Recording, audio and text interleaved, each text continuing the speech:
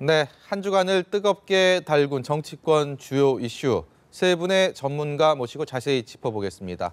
황장수 미래경영연구소장, 강훈식 동국대 겸임교수, 배종찬 리서치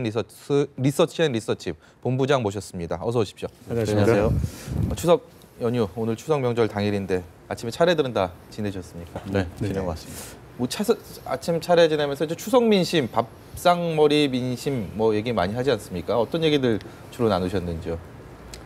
요즘 뭐 정치 이야기를 하면 욕도 좀 먹죠. 그래서 정치인들은 추석 때 밥상머리 민심이 있다. 네. 추석이 지나면 어떤 여론이 형성된다. 이렇게 찰떡같이 믿고 뭐 역 앞에도 나가고 뭐 네. 시장도 재래식 시장도 돌고 하지만은 실제 민심이라는 게 뭐 차분히 관리해 와야지 추석 때 뭐 저기 역 앞에 가고 뭐 재래식 시장 방문한다고 갑자기 좋아지겠습니까? 네. 강훈식 교수님께서는 뭐 저희 집은 정치 이야기 안 하고 떡 만드는 이야기 많이 하시던데요. 예, 그냥 정치 얘기 안 하시는데 저희는 정치 얘기 좀 해보겠습니다. 네. 박근혜 대통령 유엔 개발 정상회의에서 기조연설 이제 추석 연휴 첫 머리에 이제 그런 기조연설 소식이 들어왔습니다.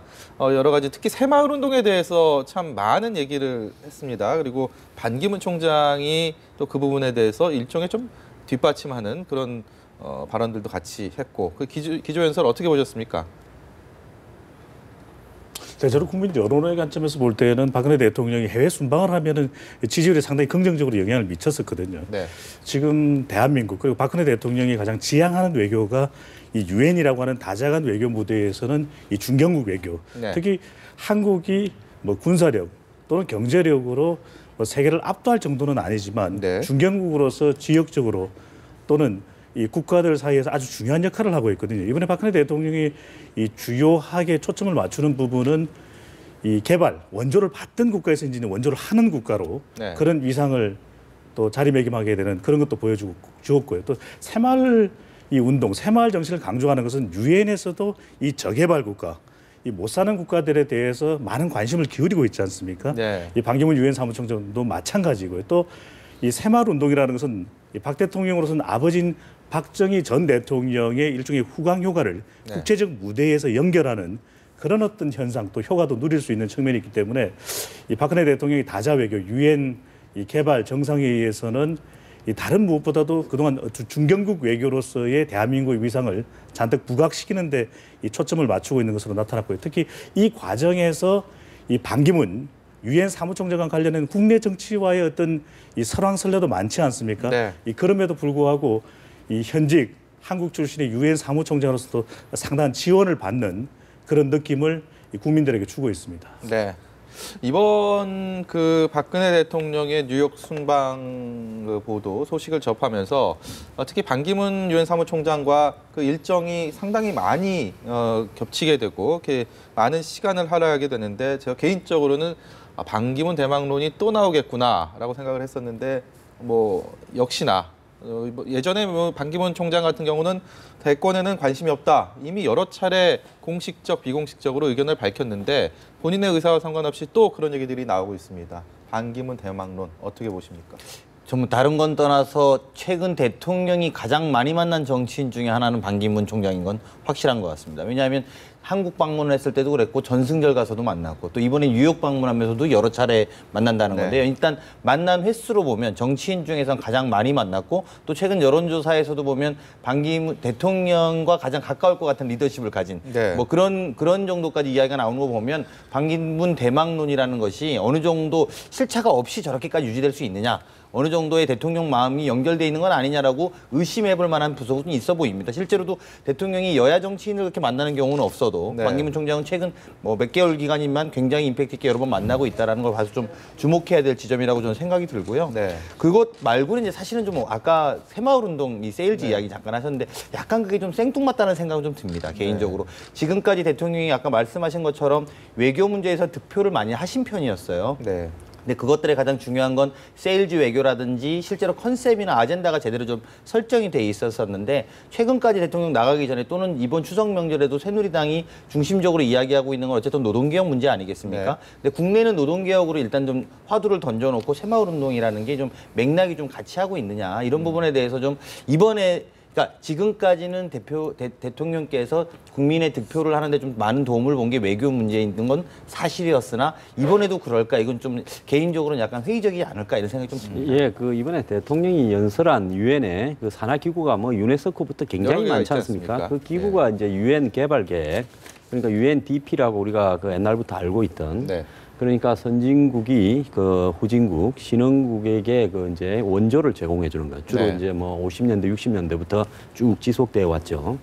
근데 2차 대전 이후에 그러니까 이 신설된 네. 독립국 중에서 실질적으로 경제적으로 그 2만 불 이상 넘어서 3만 불을 바라보는 입장까지 가고 소득이 한 1인당 국민 소득이 그렇게 3만 불 정도에 올라서 세계 경제 10위권의 대국이 되는 이런 도시국가가 아닌 나라는 한국이 거의 유일하죠. 네. 그래서 과거에 이제 원조 수혜국에서 이제는 주요한 원조 공여국으로 바뀌고 있지 않습니까? 이런 상황에서 이제 그 박 대통령이 이전 박정희 대통령이 뭐 공도 있고 과도 있지만은 어쨌든 그 아프리카나 또 아시아의 저개발국 입장에서는 새마을 운동이라는 이런 부분들이 나름대로 그 나라의 그 성공한 네. 그 유엔 산하 어떤 나라들 중에서 회원국 중에서 이 성공 사례로 이렇게 꼽히고 있기 때문에 네. 그런 어떤 부분에 대해서 뭐 박 대통령이 충분히 뭐 이야기를 하고 또 뭐 자랑스럽게 이야기를 할 만한 또 부천에 대해서 네. 그런 부분 된다고 봅니다. 근데 이제 여기서 중요한 것은 반기문 사무총장이 전성절 중국 기념식에 박 대통령이 사실 서방의 이 정상으로는 혼자 갔는데 네. 그때 이제 같이 옴으로써 뭐 여러 가지 껄끄러운 부분을 좀 드는 데도 도움이 됐고요. 더 나아가서 이번에 이제 박 대통령이 유엔 총회 25일부터 28일 추석 연휴 기간이지 않습니까? 네. 그러니까 추석 때 별 정치적 이슈가 없는 상황에서 박 대통령이 유엔에서 총회 등 주요 회의에서 3번의 연설을 하는 걸로 알고 있습니다. 네. 그리고 뭐 반기문 사무총장과 10여 차례 이상 이렇게 비공식적 접촉을 하는 걸로 알려지고 있는데요. 네. 이런 상황이 같이 이제 유엔이나 어떤 이 오찬, 만찬 이런 데서 그 화면으로 국내에 비춰질 경우에 반기문 대망론에 대해서 어떤 형태로든지 도움이 되는 부분이 있겠죠. 예. 뭐 또 특히 친박 진영은 사실상 그 이 국내에서 대권 후보들을 제대로 만들어내고 있지 못한 형편이기 때문에 어쨌든 그 반기문 유엔 사무총장을 당분간은 띄울 것이다 이렇게 예측이 예. 되고 있는 거죠. 여론의 관점에서 이제 중요한 것은 과연 이 현직 대통령 효과라고 할 수 있습니다. 차기 대선 후보가 가장 중요한 것 중에 하나가 차기 대선 후보로 가는 과정에 이 현직 대통령과의 여권 후보의 경우에는 관계가 매우 중요하거든요. 네. 그렇다면 대통령이 주로 긍정적인 평가를 받는 부분 또 여론의 주목을 받는 그 자리에 반기문 총장과 공교롭게도 함께 나란히 하고 있는 모습들이 비춰졌다라는 것도 바로 그러한 어떤 이 생각들을 불러일으켜 올 수 있는 부분이거든요. 특히나 이 열병식 같은 경우에도 중국의 열병식에 참석했을 때도 일본에서는 유엔 사무총장이 참석하는 것이 한국인 출신으로서 잘못됐다 이런 어떤 그 반론까지 제기되지 않았습니까? 그때 네. 한 이야기가 유엔 사무총장은 이 중립이 아니라 공정이다, 임파셜이다 이런 이야기를 하면서 오히려 박근혜 대통령 쪽에 힘을 실어주는 듯한 모습이었고요.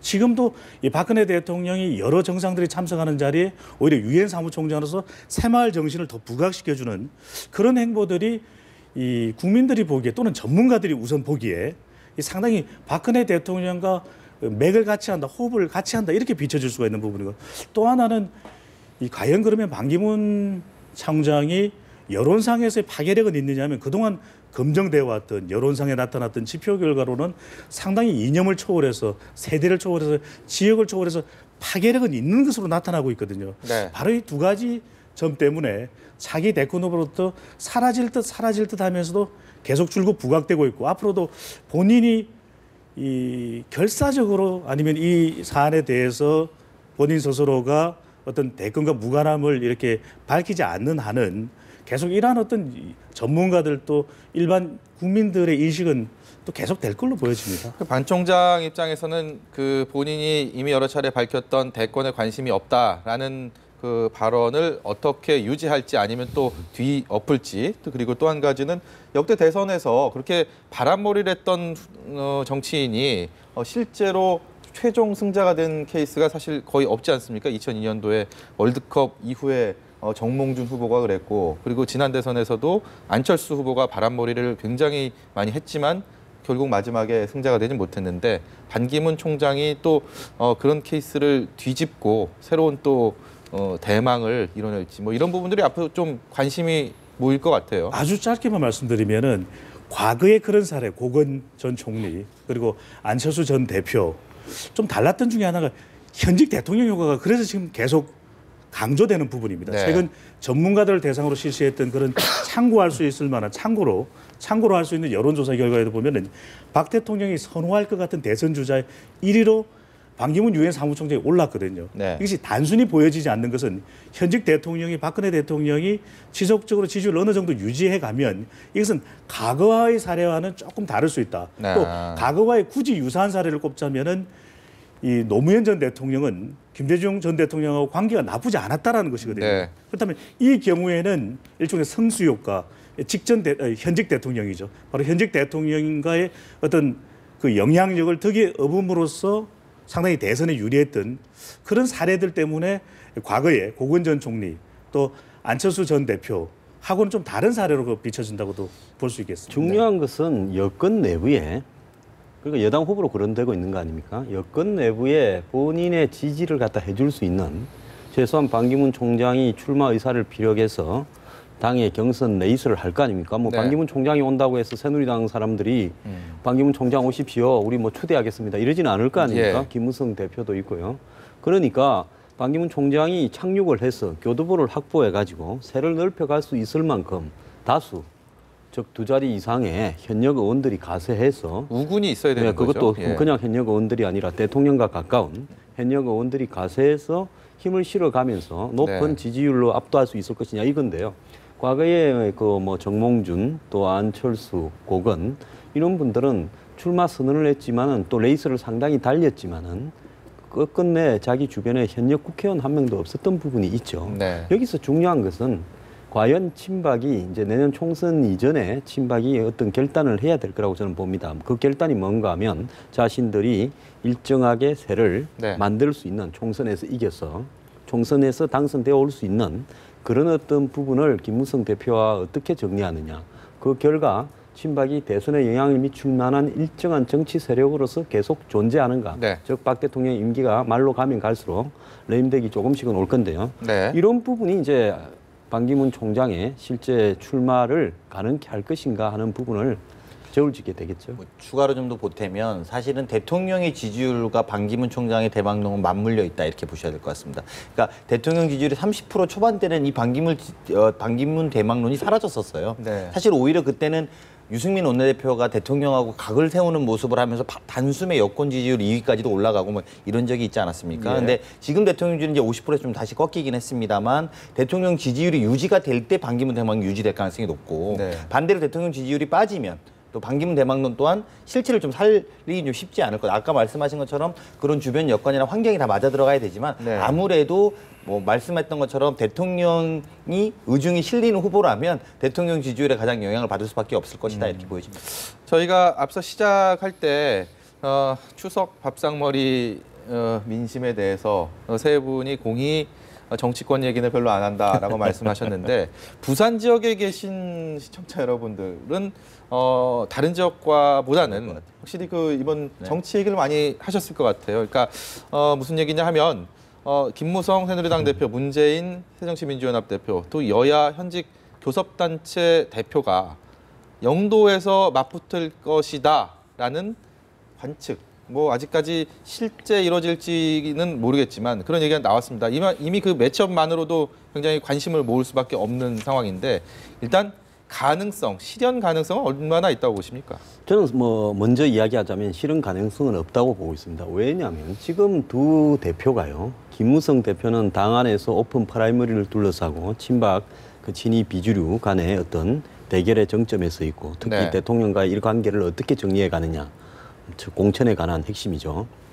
그다음에 이제 문재인 대표는 당 내부에 혁신을 한다고 해서 이제 자신에게 이 4.29 재보선 패배 이후에 왔던 책임론을 네. 혁신을 앞에 내세워서 밀어붙이고 있지만 대신에 이제 당 내에서 비주류들이 탈당도 하고 있고 문제를 세게 제기하는 한마디로 두 사람 다 당내의 입지가 굉장히 원만하지가 않은 상태죠. 네. 이런 상태에서 두 사람이 서로 간에 지금 순망치한의 입장 아니겠습니까? 네. 그래서 뭘 하겠습니까? 이번에 24일 날도 뭐 비밀리에 만났다, 아니면 뭐 어떤 회의에 만나서 기속말을 나눴다 이야기도 있고, 이제 추석 연휴 기간에 한 번 더 만나서 김무성 대표는 28일 날 있을 최고위원 뭐 정치개혁위원 연석회의, 또 30일 날 의총에 대비하겠다. 그럼 핵심은 뭡니까?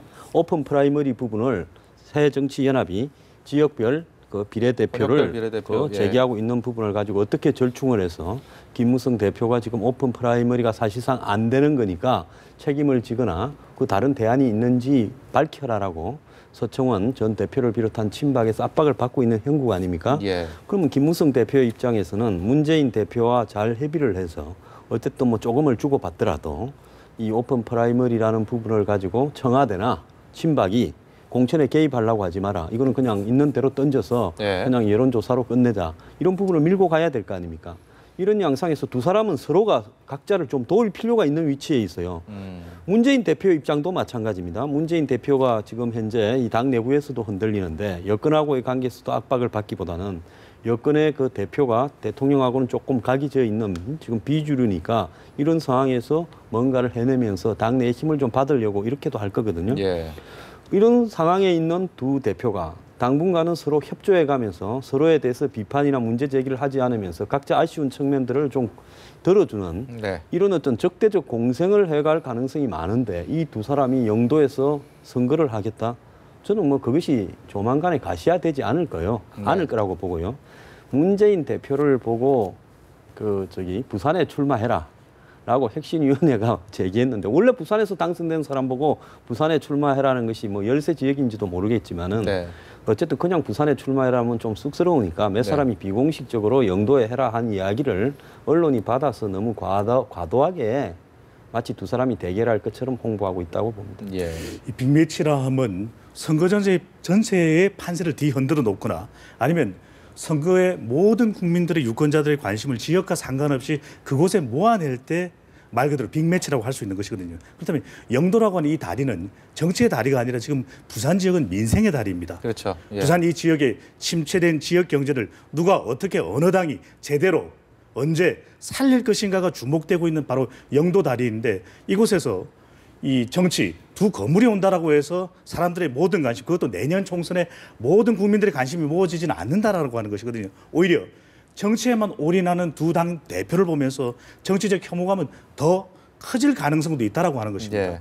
여기다가 만약 이 지역에서 김무성 대표가 아주 어떻게 보면은 박빙의 승부로 이긴다 하더라도 남는 것은 크지 않다라는 네. 것이거든요. 텃밭에서 간신히 이겼다. 그렇다면 문재인 대표 같은 경우에는 이 지역에서 아깝게 졌다라고 해서 그 다음 대선에서 과연 이 부산, 울산, 경남 이른바 PK 지역의 민심이 모아질 수 있냐, 유권자들의 아쉬운 지켜주지 못해서 미안하다라고 하는 새정치민주연합 지지층의 마음이 모아질 수 있냐면 그렇지 않다라는 것입니다. 왜? 내년 총선의 핵심은 이 새정치민주연합은 이 영남이 아니라 호남과 수도권이거든요. 그래야만 얼마만큼 가반에 육박하는 그래서 이 새누리당과 경쟁할 수 있는 의석수를 만들어내느냐인데 영도에 올인했다가 호남과 수도권의 민심을 잃는다? 누구의 책임으로 여겨질까요? 네. 그렇기 때문에 이 영도는 그런 오히려 있는 그대로 영도 다리에 영도의 지역 경제에 더 신경 써달라고 하는 그런 민심이라면 이곳에서의 빅매치의 어떤 정치적인 이해득실, 덕과실 따져본다면 크지 않다고 판단될 것이고 그렇다면 이 빅매치는 과히 시도한다 하더라도 그렇게 환영받지 못하는 이 매치가 될 가능성이 높아 보입니다. 네, 배종찬 본부장님 말씀은 그 새정치민주연합이 어쨌든 혁신위가로 인한 어떤 갈등들, 그래서 친노와 비주류 간의 갈등들이 굉장히 많이 불거졌고, 그래서 그 와중에 이제 또 호남 민심에 대한 것들도 예전처럼 이렇게 확고하지 않은 상황에서 영도 부산에다가 올인하기에는 사실상 실탄이 좀 부족하다, 뭐 굉장히 위험성이 따른다, 뭐 이런 말씀 정도로 알겠습니다. 근데 부산이 말입니다. 그러니까 지난 대선 때 문재인 대표가 문재인 후보 시절에 39.9% 거의 40%에 육박하는 지지를 받았단 말입니다. PK에서. 그런데 2002년 대선 때 노무현 대통령이 당시 당선될 때 후보 시절에 29.9%. 그러니까 10%포인트나 더 적었고 지난번에 더 많았는데 이번 부산에 대한 관심, 이 두 사람에 대한 것도 있고 또 부산 자체가 서울, 경기에 이어서 또 의석수가 가장 세 번째로 많은 도시고 그렇기 때문에 부산에 대한 관심을 아무리 새정치민주연합이라도 좀 그냥 두고 볼 수는 없지 않을까 이런 생각도 좀 듭니다. 그렇죠. 뭐 노무현 대통령이 당선되고 문재인 대표가 당시 대통령 후보가 된 핵심 이유는 소위 영남 후보론은 아닙니까? 그러니까 영남에서 표를 갖고 올 수 있는 후보다. 즉 호남이 여기에다 기본적인 베이스를 해주고 영남 후보가 영남의 파괴력을 발휘하고 이제 하면 이길 것이다라는 논리였죠. 당 네. 주변에서도 그런 거였고 사실 이제 아까 앞서 말씀하신 두 분의 말씀이 저는 약간 다른 것도 있고 비슷한 것도 있는데 문재인 대표 입장에서 딜레마는 그거라고 보여집니다. 본인이 혁신위의 제안을 안 받으면 이제 이 영이 안 쓰는 상황이 오는 거죠. 네. 부산 출마를 해라고 했는데 본인이 내가 상황이 그렇다 뭐 이렇게 말하기는 어려울 것 같아요. 물론 영도 출마의 문제는 좀 다릅니다. 혁신위가 영도를 출마하라고 하진 않았으니까요. 근데 네. 부산 출마를 하라고 했기 때문에 아마 본인의 입장이 굉장히 엄중한 사안일 겁니다. 그리고 19대 총선의 경우에는 문재인, 문성근 또 뭐 김영춘 전 의원까지 해서 뭐 소위 삼각편대라고 해서 그 당시에 뭐 부산에 바람을 넣으려고 애를 많이 썼는데 지금 새정치민주연합의 지지율이 영남에서 그만 예전 같지 않단 네. 말입니다. 이제 그래서 아마 혁신위는 나가서 희생을 하십시오 이런 요구를 했을 거라고 보여지고요. 이제 그런 면에서 보면 만약에 영도를 간다면 김무성 대표 입장에서 좀 답답하죠. 왜냐하면 많이 이겨야 본전인 장사가 되어버리는 형국이기 때문에 네. 뭐 문재인 대표 입장에서는 소위 말해서 지더라도 남는 장사가 되는 거 아니겠습니까? 어떤 표현으로 보면. 네. 다만 이제 몇 프로 득표했는지에 대한 포인트들을 가지고 이제 서로 간의 주장, 승리의 주장이 좀 달라지는 경우가 좀 세워질 거라고 봅니다. 다만 이제 이 상황에서 이제 혁신위원들의 말씀을 좀 옮겨서 안철수까지 가서 쌍끌이로 나가라 이랬단 말입니다. 그러니까 네. 지난번 19대 때는 삼각편대, 이번에는 쌍끌이라는 표현을 썼어요. 이제 그건 뭐냐면 현재의 문재인 대표 체제로 새정치민주연합이 이제 즉 호남을 전면화해서 이 문제를 치르는 것이 아니라 영남 선거로 전면을 좀 치러보자라는 생각이 있다라고 보여지는 거죠. 그러니까 과거에는 소위 호남의 집도끼를 잘 지키는 선거를 했는데 그것은 혁신이라는 이름으로 좀 바꾸고 또 영남 진출은 희생이라는 이름으로 좀 진출을 해내보자라는 게 새정치민주연합의 대략적인 선거 전략의 틀이 아닌가라고 예측해 볼 수 있을 거라고 보여집니다. 네. 근데 여기서 중요한 것은 이제 이기고 지는 문제로 장사를 할 것이 아니라고 보여지는 거죠. 네. 즉 바꿔 말하면 최대한의 득표로서 후보 견제함을 보여줘도 나쁘지 않다라는 게 새정치민주연합의 또는 혁신의 속내가 아닌가 이렇게 생각이 듭니다. 이번에 이 정당 그 간의 그 정치 개혁 법안 그러니까 이제 김무성 대표와 문재인 그 대표가 서로 물밑에서 논의해서 합의할 부분 중에서 만약에 지금은 이 국회의원 선거구 이 추천위원회가 말한 대로 1번씩 지역별 비례대표를 갖다가 도입한다. 그러니까 전국을 권역을 한 6개로 나눠가지고 네. 지역별로 그 비례대표를 해서 이 의원들 그러니까 이 지역구 의원들의 그 득표와 또 그걸 갖다가 이 사람들의 득표율에 따라서 이 지역별 비례대표원을 보완해주는 이런 상황. 그러니까 부산에서 만약에 7대3이 됐으면 30%를 이 새정치연합의 국회의원이 지역에서 얻은 의석과 그 의석이 모자란다면 비례대표로서 보완해 줄 거 아닙니까? 그 19대 총선으로 환산한다면 한 서너 명 정도가 더 돼야 되는 거예요. 그러면 그렇게 본다면 이거와 더불어서 석패율 제도를 도입한다. 그렇다 그러면 문재인 대표가 부산에서 어디든 나가서 붙을 가능성이 있죠. 왜냐하면 석패율 제도에서 무조건 진입이 가능하니까요. 네. 그런 어떤 부분이 두 사람 사이에 어떻게 정리되느냐가 있을 수 있고 또 다른 한편으로는 지난번 대선에서 50대 50만 나왔으면 문재인 대표가 박근혜 대통령이 한 7만 표를 이겼습니다. PK 네. 지역에서 5대 예. 5만 나왔어요. 그러니까 이제 대선에 앞으로 득표를 어떻게 할 것인가라는 문제. 이제 또 하나 더 이야기하자면 결국은 그 대선의 득표를 끌어내려면 총선에서 어쨌든 PK 지역의 새정치연합의 득표율을 더 높여야 될 거다. 네. 그 부분이 이제 대선에서 더 올라가는 부분이 될 거다. 이런 부분이 이제 서로 결부되어 있기 때문에 문재인 대표가 부산에서 출마할 것은 저는 확실하다고 봅니다. 네. 다만 김무성 대표와 출마하는 부분에 있어서는 두 사람이 지금 너무나 서로 간에 필요하고 원만한 관계이기 때문에 그러진 않을 것 근데 같아요. 부산은 영도는 아니고 그러면 문재인 대표는 이전에 이제 부산 사상에서 당선이 됐는데 사상은 또 본인의 측근인 배재정 비례대표 의원에게 뭐 사실상 물려주는 그런 움직임을 보이고 있습니다. 이미 사무실까지 다 내고 거기서 이제 민심을 얻고 있는데 그럼 뭐 부산 내 다른 곳을 또 전략지로 이번에 뭐 분구대구 뭐 이런 쪽을 좀 생각을 할 수 있는 건가요?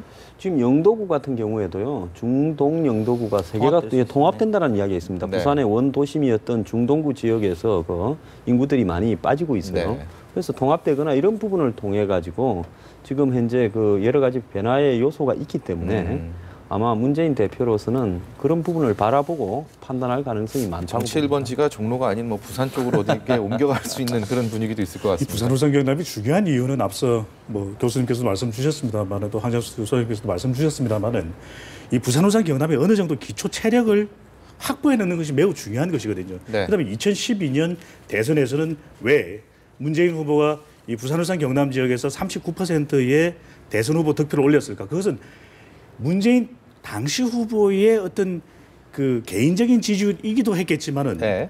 더 앞서서의 그 표심은 오히려 반박근혜 후보의 표심이 상당히 강한 측면이 있거든요. 네. 그렇기 때문에 그 정도의 어떤 득표가 가능했다라는 점을 지금 제대로 복귀할 필요가 있다라고 하는 것입니다. 왜냐하면 한국갤럽이 추석 전이긴 하지만 자체 조사로 22일부터 24일까지 전국 1,003명, 휴대전화 RDD 조사 표본 오차 95% 신뢰 수준의 플러스 마이너스 3.1%포인트, 응답률은 19%인데 전체 질문 내용은 조사 기간에 홈페이지에서 확인하실 수가 있습니다. 박근혜 대통령의 부산호선 경남에 잘하고 있다, 또 잘못하고 있다, 부정평가입니다.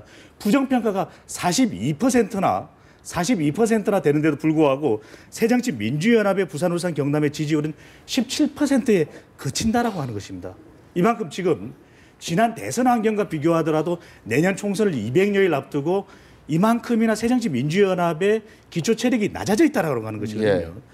얼마 전 한 여론조사 기관이 내년 총선 지지 여부와는 상관없이 정당에 대한 총선 전망을 물어봤을 때 압도적으로 새누리당이 이길 가능성이 높다라고 했는데 네. 바로 제가 조금 전에 소개해드렸던 한국갤럽의 조사 결과를 보면은 당위적으로 물어봅니다. 내년 총선에서 여당 후보가 더 이겨야 된다고 보십니까? 야당 후보가 더 이겨야 된다고 보십니까? 하면 야당 후보가 더 이겨야 된다라고 보는 의견이 더 높다라고 나타나거든요. 네. 그다음에 뭐냐?